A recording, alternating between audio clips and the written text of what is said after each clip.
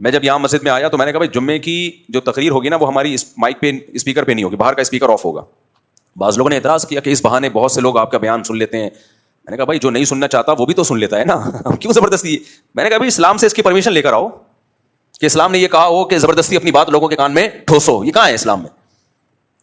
Permission لے آؤ تو ہم کر لیں گے. تھانے سے پرمیشن مل بھی جائے تو اتنی پرمیشن کافی نہیں ہے, پہلے پرمیشن کس سے ملنا ضروری ہے؟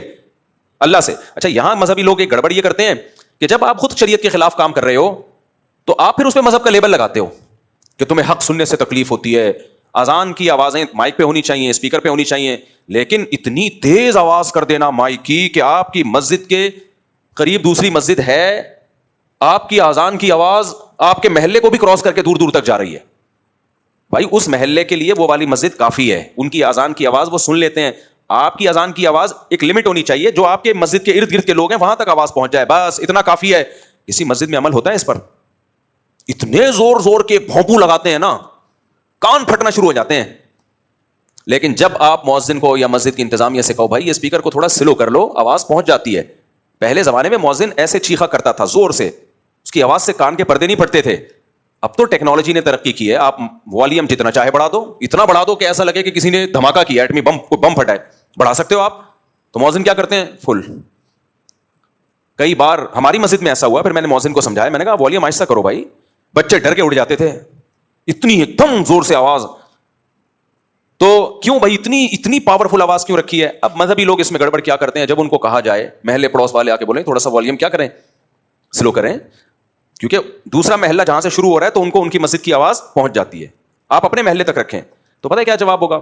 لو اذان کی آواز سے تمہیں تکلیف ہو رہی ہے, اللہ کا نام سننے میں تمہیں تکلیف ہو رہی ہے, تم تو اسلام سے ہی خارج ہو, میں تو اور بڑھاؤں گا تاکہ تم جیسے شیطانوں کو تکلیف ہو. اور پھر حدیثیں بھی سناتے ہیں کہ شیطان جو ہے اذان کی آواز سن کے بھاگتا ہے نفرت سے, تو شیطان ہے, اذان کی آواز سن کے بھاگ رہا ہے.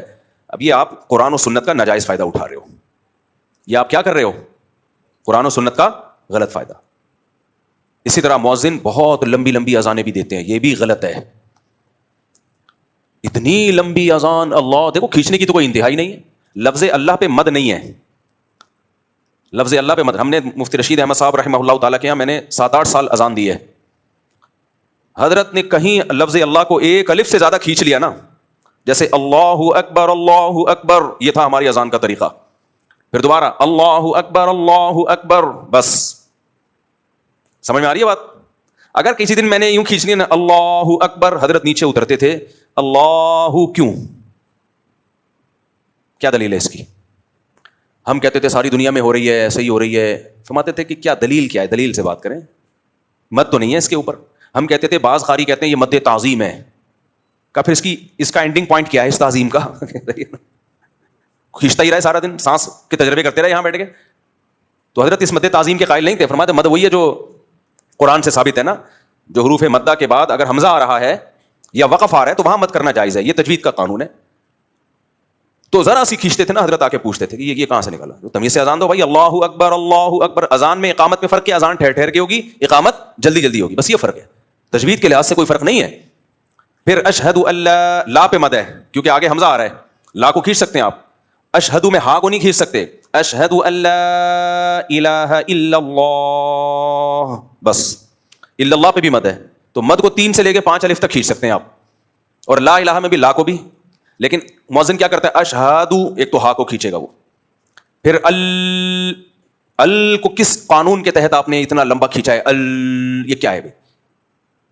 لا الہ میں لا کو ایسا کھینچے گا کہ اپنی وہ پھیپھڑوں کی طاقت بیان کر رہا ہوتا ہے کہ میرے جو لنگس ہیں وہ بھی جوان ہیں, وہ بوڑھے نہیں ہوئے. پھر الہ میں الہ پہ مد نہیں ہے, لیکن وہ الہ, اور لوگ بھی کہتے ہیں کیا سر لگائی ہے یار اس نے, الہ کھینچے جا رہا ہے. کوئی پوچھنے والا نہیں ہے کہ اس کا اذان کتنی ڈیوریشن کتنا ہونا چاہیے بھائی اس کا. کہتے ہیں جتنی میری لنگس میں طاقت ہے اتنا ڈیوریشن ہونا چاہیے. نہیں ہے, یہ نہیں ہے. اذان بھی عربی کے قواعد کے مطابق ہوگی, اس کی بھی ایک لمٹ ہے. یہ نہیں کہ مؤذن پہ چھوڑ دیں آپ, مائک تیرے ہاتھ میں, اب تو اپنے لنگس کی پاور دکھا کتنی طاقت ہے تیرے اندر. ایسے تو بھائی وہ پھر احترام تھوڑی ہوگا اذان کا. خواتین ہمارے سروں پہ دوپٹہ لے لیتی ہیں اذان کے وقت, اچھی بات ہے. میں نے جم میں لوگوں کو دیکھا ایکسرسائز چھوڑ دیتے ہیں, یار اذان ہو رہی ہے, لیکن مؤذن ان کے اس ادب کا ناجائز فائدہ اٹھاتا ہے اور کھینچتا رہتا ہے, اتنا کھینچتا ہے. وہ لوگ کہتے ہیں یار تو ادھر ہی نکل گئے ہمارے. کیوں لوگوں کو آزمائش میں ڈال رہے ہو بھائی؟ پھر جب کوئی اس پہ اعتراض کرتا ہے, میں نے کئی دفعہ اعتراض کیا کہ بھائی اتنی لمبی نہیں ہونی چاہیے اذان, تو لوگ پتہ کیا کہتے ہیں, مولوی صاحب نے کہا اصل میں تم لوگوں کو اذانوں سے تکلیف ہے, اللہ کا نام تو جتنا سنا جائے اچھا ہے, اپنی مرضی سے جتنا کرو بھائی, زیادہ سے زیادہ کرو, لیکن اجتماعی چیزوں میں شریعت کا مزاج کیا ہے, مختصر, تاکہ لوگوں کو تکلیف نہ ہو. جماعت سے نماز میں طول دینے کا حکم ہے یا اختصار کا حکم ہے؟ مختصر پڑھی جائے. صحیح حدیث ہے, نبی صلی اللہ علیہ وسلم نے فرمایا جب کوئی شخص امامت کرے فلیخفف, نماز کیا کرائے, ہلکی, جب اپنی پڑھے تو پھر جتنی چاہے لمبی پڑھے نماز. کیوں؟ نبی نے فرمایا فیہم السقیم, کیونکہ مقتدیوں میں بیمار بھی ہوں گے, بوڑھے بھی ہوں گے.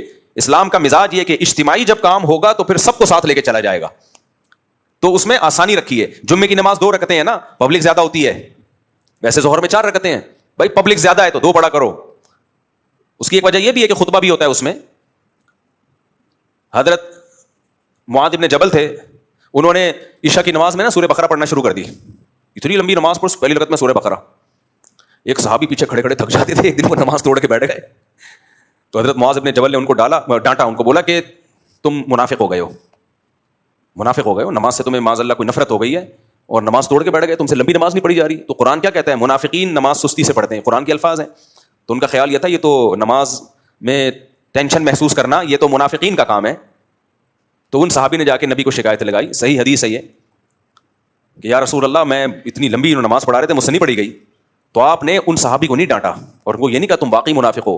حضرت معاذ کو اتنا سخت آپ نے تنبیہ کی, افتان انت یا معاذ, اے معاذ تم لوگوں کو فتنوں میں آزمائش میں ڈال رہے ہو, اور ان کو امامت سے معزول کر دیا کچھ وقت کے لیے. کیوں بھائی, اجتماعی کام ہے, سب کو لے کے چلنا ہے اس میں. دیکھو نبی صلی اللہ علیہ وسلم نے فرمایا مجھے اگر میری خواہش تھی کہ عشاء کی نماز کو تاخیر سے پڑھا جائے, 1/3 رات تک اس میں تاخیر کی جائے, لیکن امت پہ مشقت کا خوف ہے, اتنی دیر تک لوگوں کے لیے جاگنا مشکل, اس لیے جلدی پڑھنے کا حکم دیا. کیوں, اپنی طور پہ پڑھ لو بھائی, آپ اپنے طور پہ آپ پڑھ لیں. تو دوسرا اصول ہے, وہ اصول فقہ کا قرآن و سنت ہی سے اخذ کیا گیا ہے کہ جب کسی مسئلے میں ابتلا زیادہ ہوتا ہے تو اس میں خود بخود آسانی